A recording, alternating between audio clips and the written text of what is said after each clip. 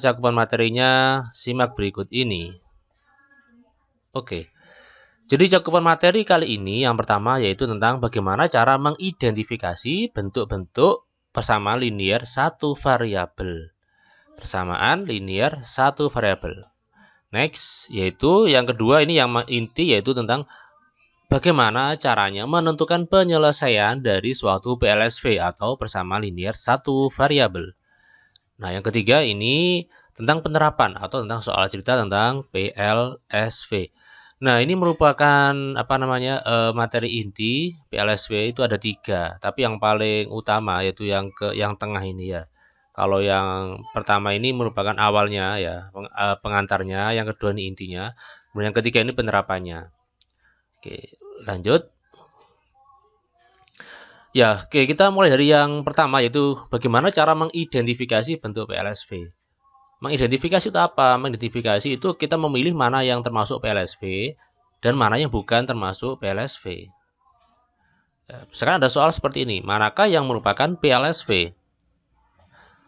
3x tambah 4 sama dengan 10.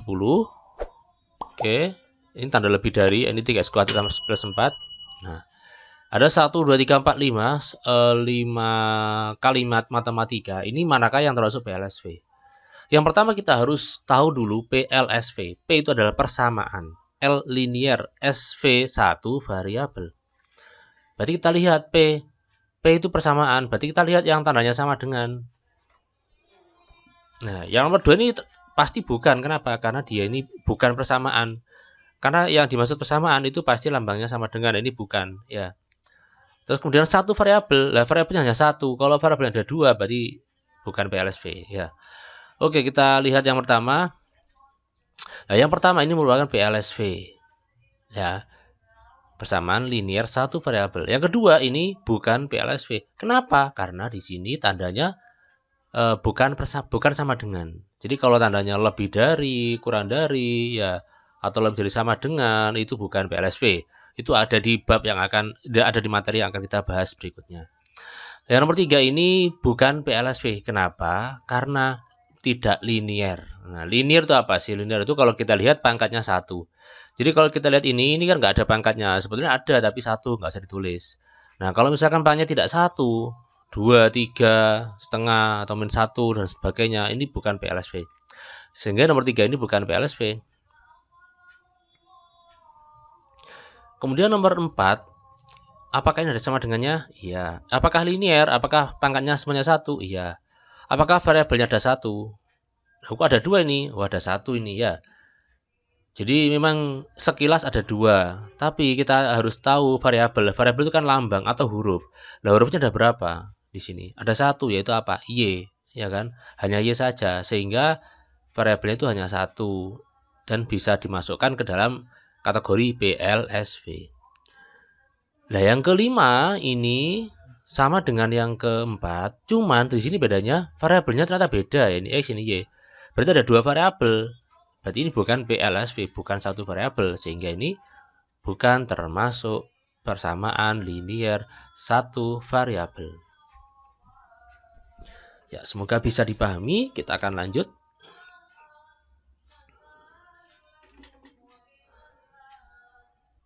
Ya, di sini kita sudah mulai masuk di inti, yaitu bagaimana cara menentukan penyelesaian PLSV, persamaan linear satu variabel. Nah, ini sangat penting sekali. Jadi materi ini akan selalu Anda gunakan ketika nanti di semester 2 atau di kelas 8, kelas 9, bahkan di SMA kuliah itu tetap dipakai. Jadi ketika Anda nggak bisa ini, maka jenjang selanjutnya akan merasa kesulitan. Ya. Sebaliknya ketika Anda ini bisa, maka berikutnya insya Allah lebih mudah ya.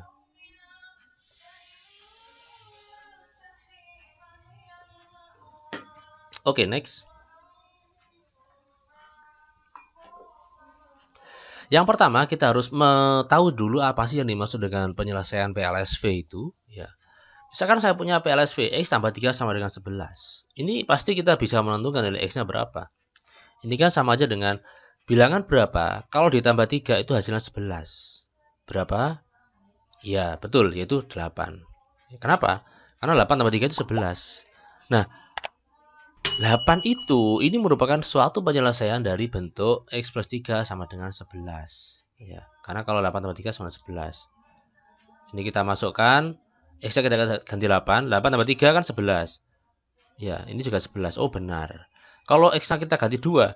2 tambah 3, 5. 5 apakah sama dengan 11? Bukan. Berarti 2 itu bukan merupakan penyelesaian.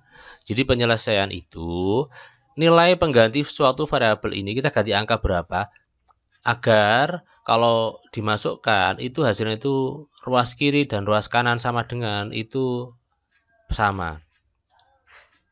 Ini kan, ini 11, yang di kanan juga 11. Next berikutnya. 2x tambah 1 sama dengan 7. Berapakah nilai x? Nah, nilai x-nya adalah 3. Kok bisa? Ya, karena 2 kali 3 kan 6. Ya, 2 kali 3 kan 6. Ini kali ya. 2 kali 3 kan 6. 6 tambah 1, 7. Ya, ternyata sama. Yang di ruas kiri ini 7, yang di ruas kanan 7. Berarti benar. Sehingga x sama dengan 3 itu suatu penyelesaian. Jadi, saya ulangi sekali lagi, yang dimaksud dengan penyelesaian PLSV adalah nilai pengganti suatu variabel agar PLSV itu menjadi kalimat yang bernilai benar. Kalau salah berarti bukan penyelesaiannya. Semoga bisa dipahami maksud saya. Oke ya, ini X ganti 3.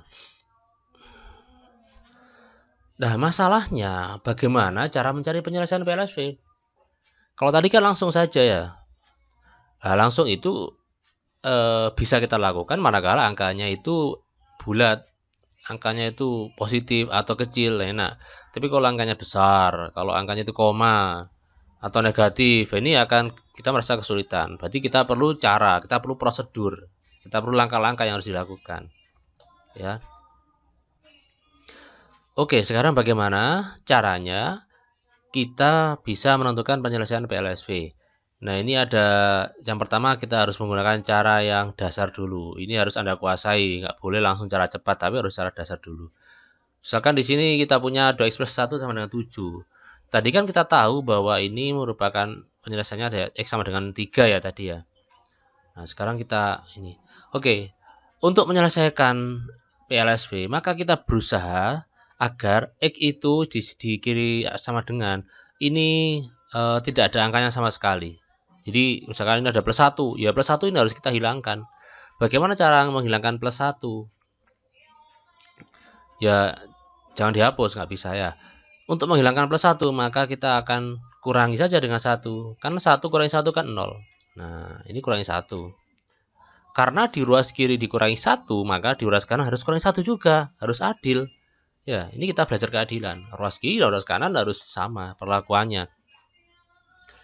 Nah, ini kurangi 1. Kenapa? Karena ini plus 1. Biar apa? Biar 0. Nah, biar hilang. Karena ini dikurangi 1, maka di ruas kanan dikurangi 1 juga. Berarti kita peroleh 2x sama dengan 6. Kok bisa 6? Ya, karena 7 kurangi 1. Selanjutnya, ya, ini ada angka 2. Agar angka 2 ini hilang atau habis, maka harus kita bagi dengan 2. Kita bagi dengan 2 ya. Bagi 2. Yang di kanan juga sama perlakuannya, harus bagi 2 juga. Ya. Nah, bagi 2 harus adil. Sehingga ini coret-coret kan tinggal 1x, ini tinggal 3. Berarti penyelesaiannya adalah x sama dengan 3. Nah, oke. Sebelumnya saya ingatkan, tolong materi yang saya sajikan ini jangan di skip dulu karena ini harus runtut ya, harus runtut dari awal hingga akhir. Ketika Anda skip nanti akan tidak bisa memperoleh intinya. Next. Yang kedua, ini masih cara dasar ya. 2x min 5 sama dengan 7. Yang pertama, kita harus menghilangkan angka negatif 5 ini, min 5 ini ya. Bagaimana cara menghilangkan min 5? Maka tidak lain yaitu dengan cara menambahkan dengan 5. Min 5 ditambah 5 tentunya 0. Karena di kiri ditambah 5, maka di kanan harus ditambah 5 juga. Nah, ini kan 0 kan, sehingga 2x sama dengan 7 tambah 5, 12. Sama seperti yang tadi, ini ada angka 2, berarti kita bagi dengan 2. Ya, ini juga bagi 2, sehingga 1x sama dengan 6. Sehingga penyelesaiannya adalah x sama dengan 6. Oke, next. Ini masih cara dasar juga. Jadi cuman cari dasar, cuman di sini di kiri ada x, di kanan juga ada x-nya, tapi nggak masalah. Yang pertama kita harus menghilangkan min 3 ini. Bagaimana caranya? Ya kita tambahkan dengan 3. Biar apa? Biar 0. Yang di kanan juga tambah 3 biar adil. Ini tambah 3, ini tambah 3. Sehingga kita peroleh 2x sama dengan x plus 12. Ya, 9 tambah 3. X tambah 12 nggak bisa dijumlah ya, tapi ya harus kita hilangkan x ini. Agar x hilang, maka caranya itu kita kurangi dengan x, ya kan? Ini kita kurangi dengan x yang di kanan. Yang di kanan kurangi x, maka yang di kiri juga kurangi x. Sehingga menjadi seperti ini ya, x kurangi x, ini juga 2x kurangi x. Sehingga 2x kurangi x, ya 1x, ya ini 0, ini plus 12. Sehingga x sama dengan 12. Ya, semoga bisa dipahami ya nomor 3 ya. Kita akan beralih ke soal yang lebih sulit lagi. Dan nanti kita akan gunakan cara lain ya. Oke, nomor 4. Ya, nomor 4 ini agak sulit ya, karena ini memang saya buat berbeda dengan yang tadi. Jadi ini nanti tandanya agak beda. Yang pertama kita harus menghilangkan angka plus 7 ini. Bagaimana cara menghilangkannya? Itu kita kurangi dengan 7 ya kan. Kita kurangi dengan 7 yang kiri, maka yang di kanan juga kurangi 7. 7 kurangi 7, 0 kan? Tinggal 4M. Min 5, min 7. Ingat, min ini punyanya 5, bukan punya M. Sehingga ini min 5. Min 5, min 7, yaitu min 12. Ya. Sehingga 4M sama dengan M min 12. Selanjutnya, ini ada M. Berarti harus kita hilangkan juga. Bagaimana cara menghilangkan M? Yaitu kita kurangi dengan M. Nah, ini kita kurangi M. Nah, ini min 12, ini punyanya. Min itu punyanya 12 ya. M kurangi M, 0. 4M kurangi M, 3M. Ini 0 ya. 3M sama dengan min 12. Nah, ini kan tadi minnya punya 12. Sehingga ini tetap min 12. Sama seperti yang tadi, angka 3 ini kita hilangkan ya. Caranya dengan membagi dengan 3. Semuanya, dua-duanya. Bagi dengan 3, bagi dengan 3. Ya, adil. Sehingga M sama dengan min 12 bagi 3, yaitu min 4.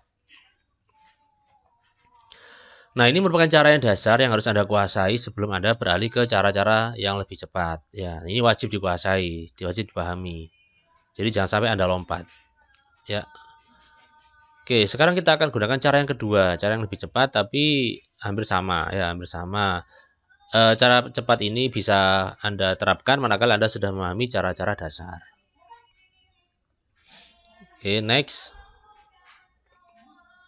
Ini cara yang kedua ya. Saya tidak mengatakan cara cepat. Ya, ini cara kedua saja. Oke, ini soalnya sama. Jadi bedanya kita nggak menulis lengkap detail seperti yang tadi. Ini kan plus 1, atau ada yang mengatakan ini pindah ruas. Sebetulnya ya bukan pindah ruas. Plus 1 menjadi min 1. Ya, tapi beda ruas. Ini ruas kiri dari ruas kanan jadi min 1. Sama sebetulnya seperti cara yang tadi ya. Cuman plus 1 min 1-nya nggak ditulis, cuman gini aja. Nah, terus 2x sama dengan 6, kita bagi dengan 2 ya tadi ya. Nah, ini 6 bagi 2. Jadi ini kan perkalian jadi pembagian.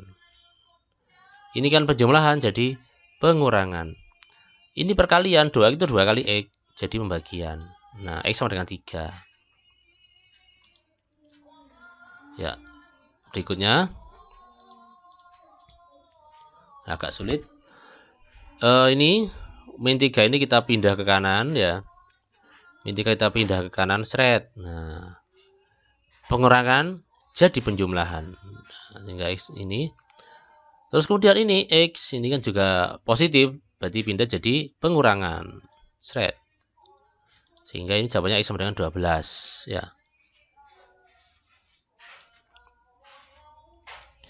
Oke, berikutnya kita ambil soal yang agak sulit. 4M plus 7 sama dengan M min 5. Jadi ini plus 7 kita pindah ke kanan jadi min 7 ya.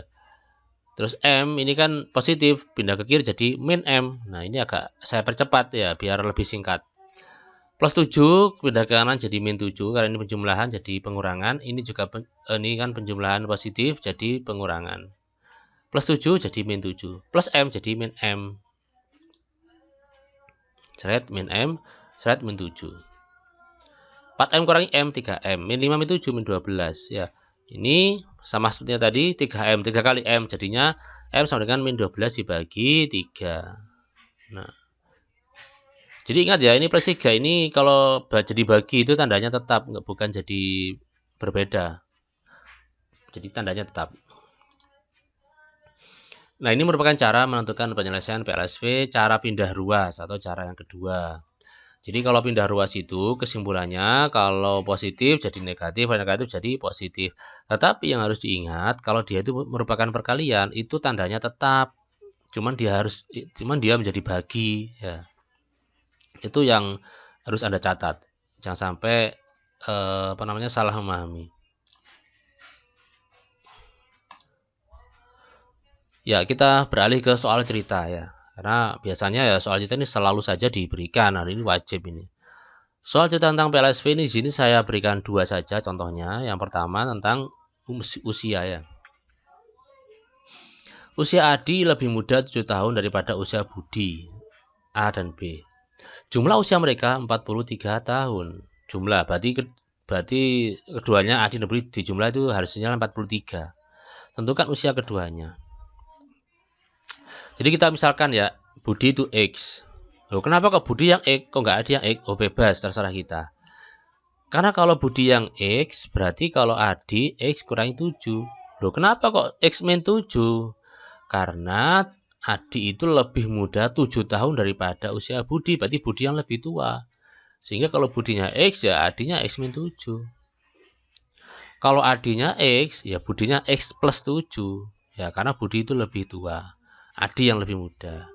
Terus kalimat berikutnya, jumlah usia mereka itu 43 tahun. Berarti usia Adi tambah usia Budi itu 43. Berarti apa ini? X min 7 ditambah X sama dengan 43 ya.